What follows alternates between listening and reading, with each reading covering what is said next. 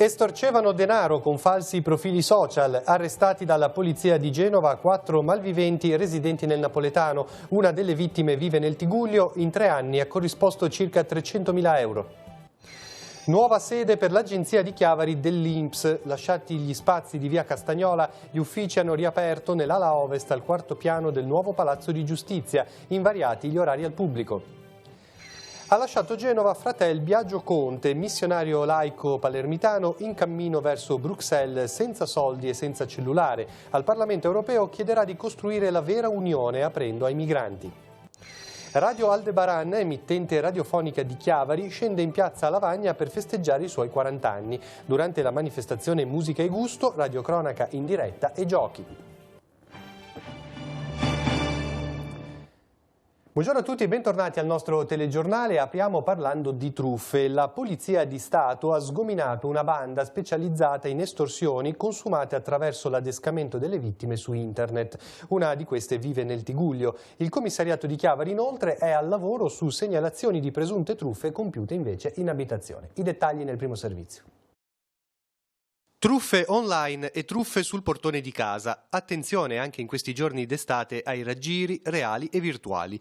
Nel caso di internet, una persona del Tigullio è stata soggiogata per circa 3 anni e ha corrisposto complessivamente 300.000 euro. I responsabili, una banda di 4 malviventi, sono stati scoperti dalla Polizia di Stato di Genova e arrestati stamani all'alba nel napoletano con l'accusa di estorsione aggravata. Ecco come avveniva l'imbroglio. Creando falsi profili di giovani donne su un social network, i 4 entravano in contatto con le vittime, conquistando la loro fiducia e passando subito dopo a ricattarle.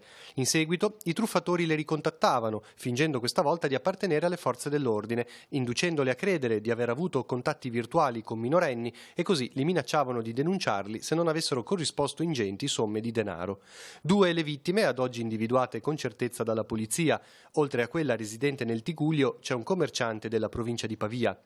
I consigli per evitare fregature, anche pesanti, sono sempre gli stessi: fare attenzione, denunciare i tentativi di ricatto, sapere che le forze dell'ordine non chiedono soldi. Occhio però anche alle truffe fisiche. In questi giorni al commissariato di Chiavari sono giunte 3-4 segnalazioni e un paio di denunce relative, almeno in un caso, ad uno stabile di Corso Dante. 2 ragazzi sono andati di porta in porta spiegando di dover controllare l'impianto del gas. In 2 casi sono riusciti ad installare dei dispositivi facendosi dare intorno ai 400 euro.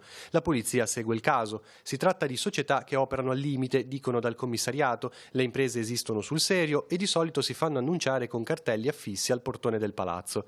Le indagini si muovono dunque in un'altra direzione: verificare cioè se gli operatori hanno chiesto più soldi o fatto firmare qualcosa di truffaldino. Può accadere, spiega la polizia, a seconda di chi si trovano davanti, un anziano ad esempio, e così tentano il colpo.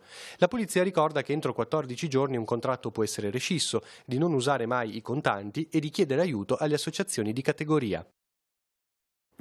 Hanno riaperto oggi nella nuova sede gli uffici dell'agenzia di Chiavari dell'INPS. I servizi dell'Istituto di Previdenza Sociale adesso sono erogati al 4º piano del nuovo Palazzo di Giustizia in Corso De Michiel. Non cambiano gli orari di apertura al pubblico. Andrea Capitani è andato a vedere. Primo giorno operativo per la nuova sede dell'agenzia di Chiavari dell'INPS. Lasciati dopo quasi 30 anni i locali di via Castagnola, l'Istituto Nazionale di Previdenza Sociale si è trasferito al 4º piano dell'ala ovest del nuovo Palazzo di Giustizia. Nei giorni scorsi gli sportelli sono rimasti chiusi per permettere alla ditta incaricata di effettuare il trasloco, che si è concluso ieri. Fino a questa mattina mancava soltanto qualche elemento di arredo, ma i servizi al pubblico hanno ripreso completamente la loro attività.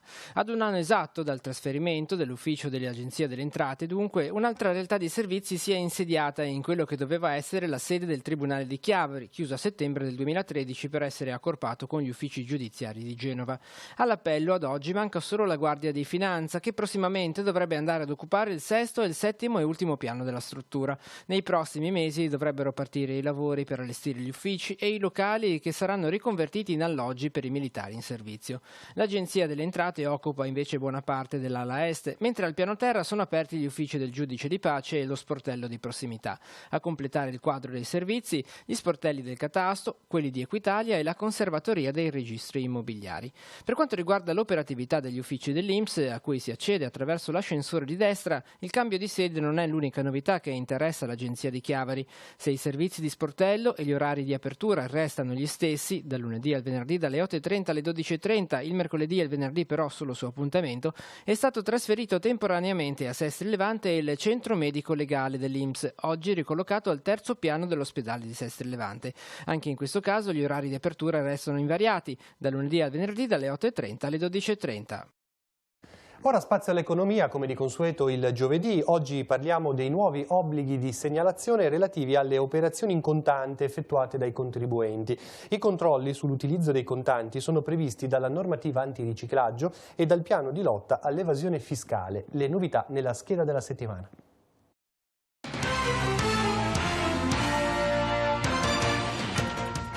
I limiti relativi all'uso del contante, sopra i quali possono scattare le verifiche del fisco, sono fissati a 10.000 euro mensili, ma oggetto di attenzione saranno anche i versamenti o i prelievi di somme singolarmente pari a 1.000 euro. I controlli scattano dal 1 settembre 2019.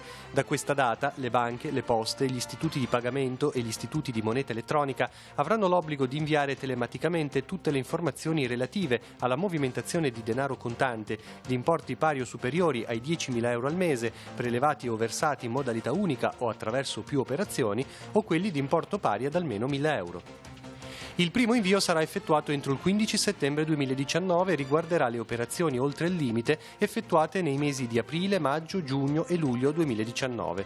Il denaro contante diventa sorvegliato speciale non soltanto ai fini della legge antiriciclaggio, ma anche per quel che riguarda i controlli anti-evasione da parte di Guardia di Finanza e Agenzia delle Entrate.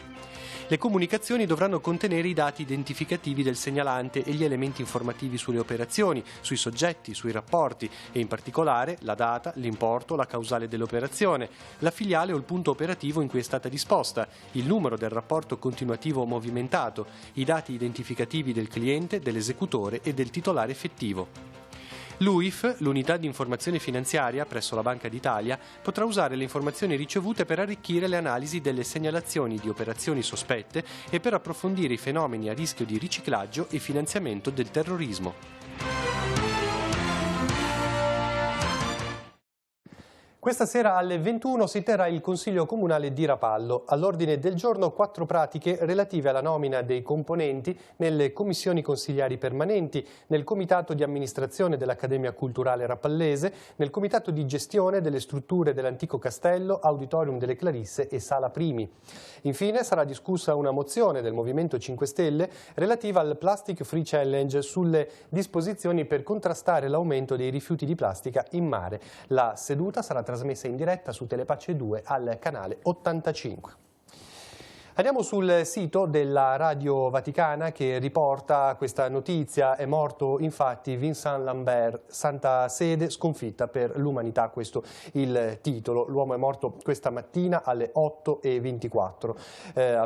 Avrebbe compiuto 43 anni il prossimo 20 di settembre. Come sapete si è accesa la discussione su questo caso. Infatti l'uomo non era in fin di vita e da oltre 10 anni viveva in uno stato di coscienza minima per alcuni, per altri invece in stato vegetativo. Questa mattina in un tweet la Pontificia Accademia per la Vita ha scritto: Monsignor Paglia e tutta la Pontificia Accademia pregano per la famiglia, per i medici, per tutte le persone coinvolte in questa vicenda. La morte di Vincent Lambert e la sua storia sono una sconfitta per la nostra umanità. E ora parliamo di un missionario laico di Palermo, Fratel Biagio Conte, fondatore della Missione di Speranza e Carità, che assiste un migliaio di poveri emigranti e che il 15 settembre scorso ha accolto a pranzo il Papa. In questo momento sta lasciando l'Italia a piedi per raggiungere Bruxelles. Fratel Biagio Conte intende scuotere le dure coscienze delle persone, incontrerà gli emigrati italiani e chiederà all'Europa di costruire la tanto attesa unione. Ieri la prima tappa del suo cammino, che da Palermo lo ha portato a Genova. Da qui proseguirà a piedi, raggiungerà la Svizzera, dopodiché la Germania e il Belgio. Ascoltiamo le motivazioni di questo viaggio. Sarò anch'io un immigrato, uno straniero in terra straniera. Così finalmente potrò condividere ed essere solidale con i tanti fratelli e sorelle emigranti e come i tantissimi fratelli e sorelle immigrati di tutto il mondo. Non accetto le ingiustizie e la divisione dei popoli, l'intolleranza e le discriminazioni, ma spero in un mondo migliore, affinché ognuno di noi possa contribuire ed essere costruttore di vera giustizia e di vera pace. Prenderò anch'io la barca, tra parentesi il traghetto, come gli emigranti del passato e gli immigrati di oggi, da Palermo fino a Genova, e poi continuerò a piedi in preghiera e in penitenza fino al confine con l'Europa, portando nel cuore per iscritto i veri diritti umani e il vero umanesimo. La Regione Liguria mette a disposizione un fondo di 130.000 euro per sostenere contratti di assunzione per donne che seguono un percorso in uscita dalla violenza. I beneficiari dell'incentivo saranno tutti soggetti che assumeranno le donne vittime di violenza inserite nei percorsi dei centri antiviolenza liguri iscritti nell'elenco regionale o in carico ai servizi sociali del territorio. Le tipologie contrattuali che sono ammesse agli incentivi sono il contratto a tempo determinato, indeterminato e i tirocini. Non sono ammessi gli incentivi per i contratti di lavoro domestico, ripartito e accessorio e quelli di collaborazione coordinata a progetto o continuativa. In caso di full time a tempo indeterminato il contributo potrà salire fino a 6.000 euro. Le domande dovranno essere presentate entro la fine di dicembre. In occasione dell'iniziativa Musica e Gusto, il CIV di Lavagna ospiterà venerdì sera in piazza Vittorio Veneto uno stand di Radio Aldebaran. Dalle 18 alla mezzanotte gli speaker della radio saranno in diretta e proporranno giochi agli ascoltatori interagendo con il pubblico presente. L'iniziativa è organizzata in occasione dei festeggiamenti per i 40 anni dell'emittente chiavarese. Abbiamo chiesto al direttore Salvo Agosta di raccontarci in sintesi gli esordi della radio.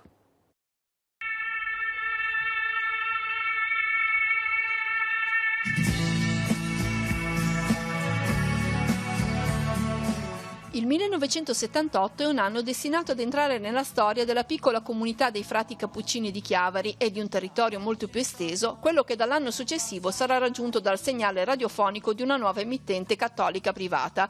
Un gruppo di 10 ragazzi uniti dalla frequentazione della comunità francescana e dalle attività sportive nell'allora associazione calcistica Sant'Antonio di Chiavari viene interpellato dal nuovo padre guardiano del convento dei frati, padre Lorenzo Zamperin. Noi eravamo piccoli chirichetti, siamo cresciuti lì e un bel giorno, quando eravamo intorno ai 18 anni, arrivò questo nuovo frate che era padre Lorenzo e approcciandoci ci chiese: ma che intenzione avete? Volete fare una squadra di calcio? Noi, anzi io veramente fui io, dissi: ma a me piacerebbe tentare l'avventura delle radio libere, di fare una radio. E i miei amici del tempo appoggiarono subito l'idea e questo partì così. La scelta del nome è affidata ad una casualità. Il pensiero va ad una stella luminosa della costellazione del Toro. Guarda caso in quei momenti usciva un album dei New Trolls che si chiama Aldebaran e allora fu quasi un gioco da ragazzi dire: beh, sfruttiamo anche la canzone dei New Trolls e chiamiamola Radio Aldebaran. Gli anni della crescita di Radio Aldebaran sono contraddistinti da eventi musicali di rilievo. A Chiavari si esibiscono grandi nomi della musica leggera e l'emittente diventa motore di manifestazioni pubbliche di rilievo. Ma la mission che si consolida è quella di essere una radio tra la gente e per la gente. I primi anni della radio furono anni in cui gli ascoltatori, soprattutto durante le mattinate, quando c'era Laura, c'erano altri speaker, telefonavano spesso in radio per raccontarci la loro storia. Quindi questo nostro modo di fare radio, che è rimasto tuttora forse il nostro punto vincente, è quello di essere al pari degli ascoltatori, cioè degli amici veramente che ti fanno compagnia durante la giornata.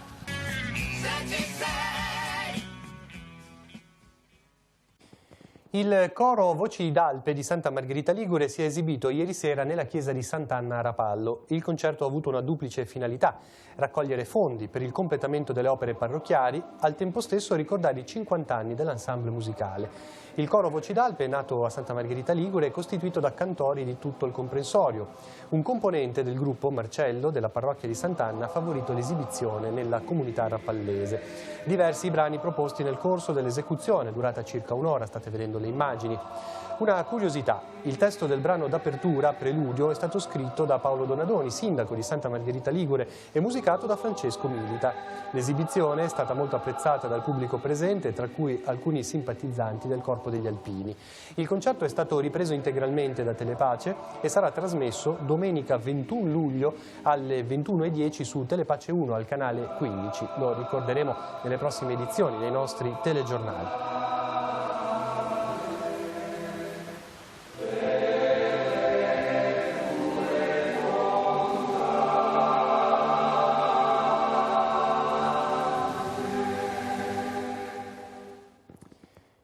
Sempre a Rapallo, ma questa sera si terrà la quinta edizione di Cheerleading by Night. Le esibizioni inizieranno alle 21 a Villa Tigullio, in programma danza, ginnastica acrobatica, cheer hip hop e cheer jazz.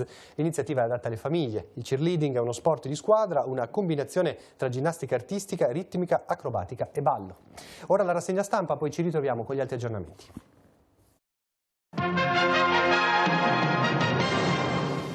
Avvenire titola legge sul fine vita ma senza eutanasia. Le associazioni cattoliche dicono ora al Parlamento rilanci il diritto a cure palliative per tutti. Il Papa preghiera per i malati lasciati soli, i medici non tolgano la vita. Oggi iniziative a Roma. E con la fotonotizia siamo in Siria. La Siria stragi senza più guerra. Da 74 giorni in corso l'offensiva del regime su Adlib, oltre 500 le vittime. Unione Europea, la Commissione von der Leyen già in bilico, gioca la carta salario minimo. Governo, rimpasto e veleni. Locatelli va alla famiglia, Alessandra Locatelli, invece Fontana dalla famiglia passa invece agli affari europei.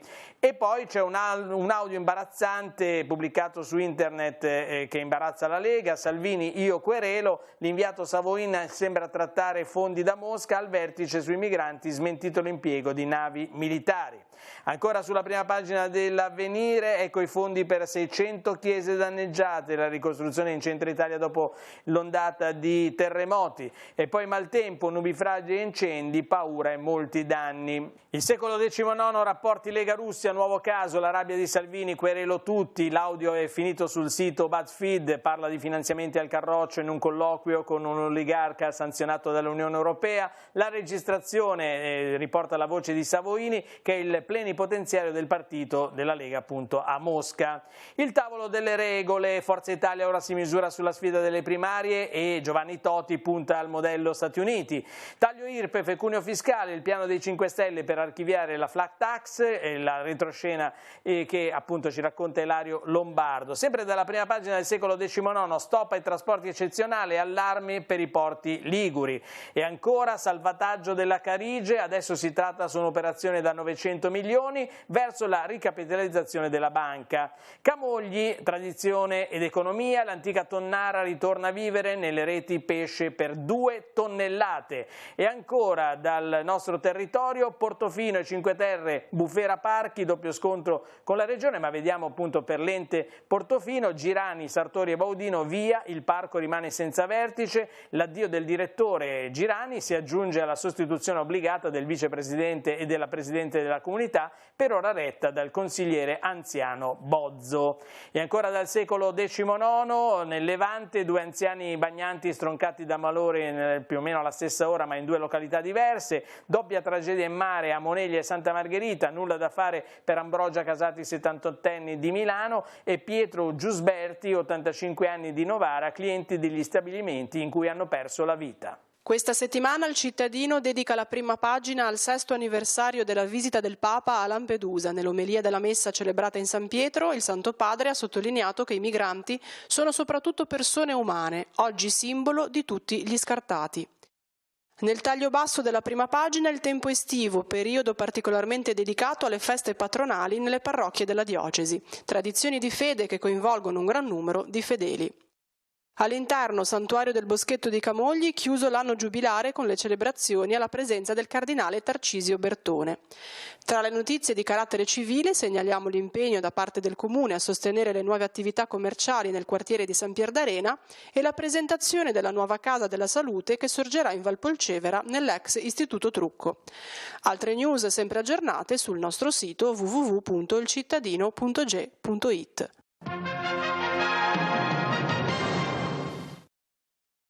Ora in redazione dove è pronto Andrea Capitani. A te Andrea.